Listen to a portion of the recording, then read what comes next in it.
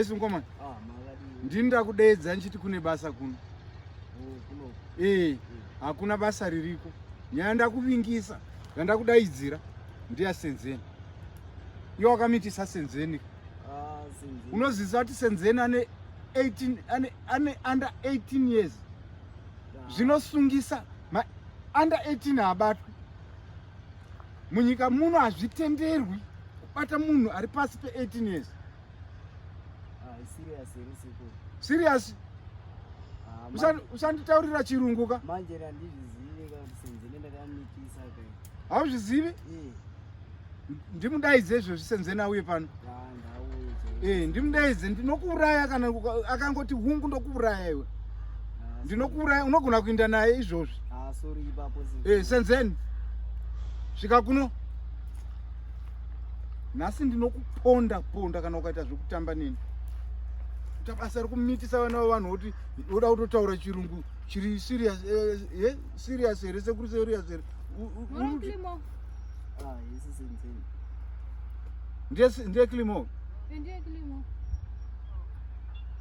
Ndamudaidza nenyaya yemimba iyi. Iwewe uri under 18. Kana pasina kuti ataura zvakanaka ndinomuponda ndigonomusiya mumaoko emapurisa. Joni napita mawadana. Joni napita na Pauro. Vose vanga vari vaiti mwe vhiki ndikaona Peter, mwe vhiki ndiona Killimore, ndiona Joni, ndiona zvePauro. Vari 4. Yeah? Vose vari 4 vanokangwa usungwa.